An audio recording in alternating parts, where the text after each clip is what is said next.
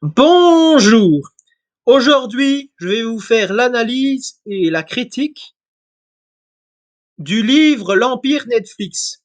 Alors, l'auteur de ce livre s'appelle Édouard Chano et a travaillé en tant que journaliste pour Sputnik News à partir de 2016.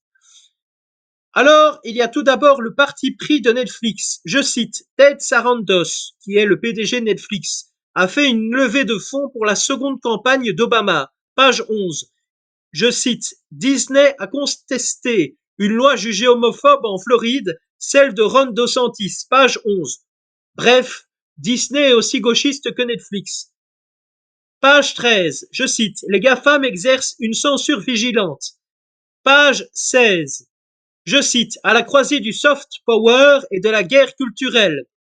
Je cite, page 17, regarde avec mépris les populistes et avec un idéal d'un village aussi mondialisé que possible. Page 28, je cite, les salariés doivent assumer leurs échecs en public. Bref, ce sont des confessions publiques et donc le gauchisme essaie de supplanter le catholicisme. Et le gauchisme chez Netflix. À la page numéro 8, je cite, Netflix, son fond est toujours universaliste. Page 8, je cite, leur philosophie se base sur les pères fondateurs du Mayflower. À la page 9, on apprend que le gauchisme est intéressant pour cette firme s'il rapporte des dividendes trébuchants. À la page 10, je cite, les préoccupations de genre et de race sont omniprésentes. Page 21. Euh, à la page 21, en fait, on apprend notamment que Netflix s'est fait troller par David Chappelle, qui est en fait un Jean-Marie Bigard afro-américain, et avec son stand-up qui était arrivé en fait dans le top 10 de la plateforme. À la page 24, qu'est-ce que je raconte? Donc les gauchistes, ils nous parlent d'égalité alors qu'ils sont extrêmement élitistes, notamment pour ne pas diminuer le QI global de l'équipe. Ce sont ces mêmes gauchistes de Netflix. À la page 24, je cite, c'est une quête d'excellence. Page 25, même une performance convenable vaut une indemnité de licenciement. Page 25, c'est une culture de la peur qui règne au sein de la firme.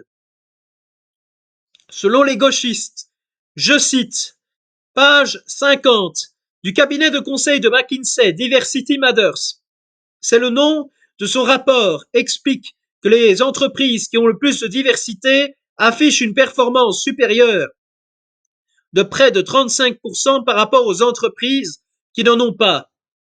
Selon page 53, je cite, selon ces gauchistes, la guerre culturelle prend la forme d'une lutte contre l'invisibilisation. Page 56, je cite, euh, Jin, première série en langue arabe où Layla s'attaque au nationalisme hindou de Narendra Modi. En fait, les gauchistes ne s'attaquent pas seulement aux blancs, mais aussi aux autres cultures, avec, par exemple, l'exemple que l'on vient de voir. Parlons maintenant de l'argent chez Netflix.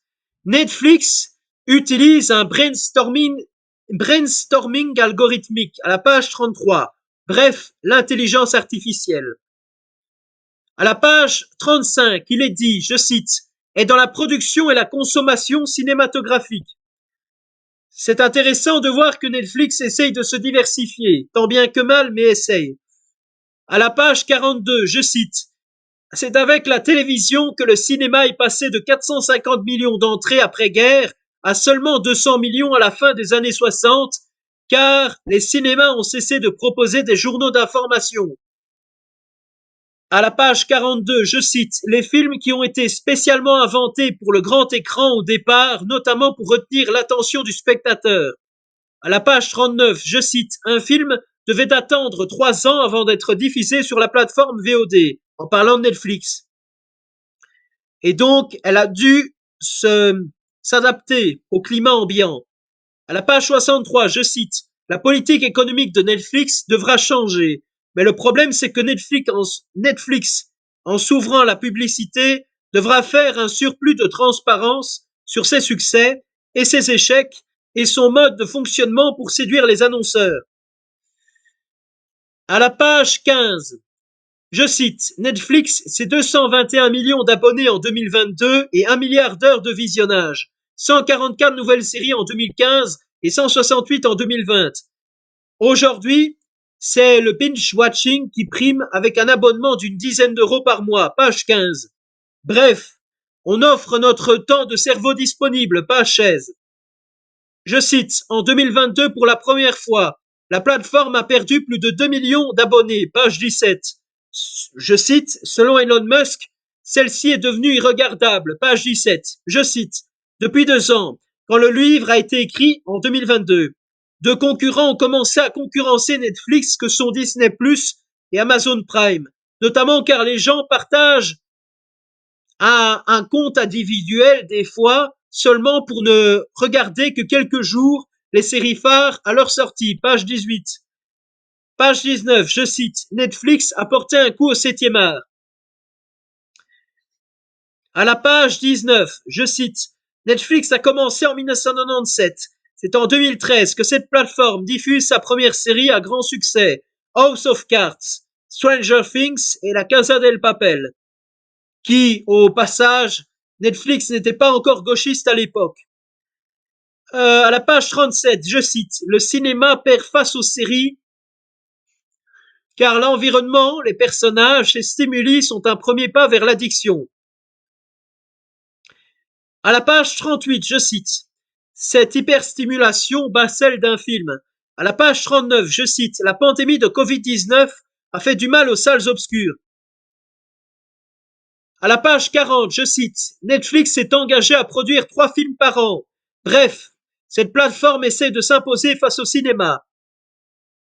Page 41, je cite, Netflix, tout comme Disney, savent qu'il est plus rentable de produire sur leur propre plateforme car il n'y a pas les coûts de distribution, notamment pour être rémunéré en abonnement. Page 60, je cite, Netflix est en train de s'effondrer car leur tarif est passé de 15,99 € à l'automne de 2021 à 17,99 €. Je cite, Netflix séparait les coûts car celle-ci a une redoutable flexibilité managériale. Page 61. Page 62, je cite, pour survivre, Netflix va devoir se diversifier. Et la conclusion que j'aimerais faire, c'est qu'il est possible, en tout cas, c'est ce que l'auteur pensait, en tout cas, c'est ce que j'ai cru comprendre, que la plateforme Netflix ne change pas. Et si elle ne change pas et qu'elle continue de s'embourber dans le gauchisme, cela pourrait la conduire à sa perte. J'ai trouvé cette lecture très instructive, surtout le volet historique, que je ne connaissais pas avant. Et il est intéressant que l'auteur ait fait le lien entre les autres plateformes de streaming gauchistes. Un livre court mais très bien construit. En tout cas, que Dieu vous bénisse, que Dieu sauve la Belgique, que Dieu sauve le monde européen, que Dieu sauve l'Occident, euh, que Dieu vous bénisse, que Dieu vous garde et aussi que Dieu sauve le roi, si je puis dire, en Belgique. Vive le roi. En tout cas, à la prochaine pour une prochaine vidéo.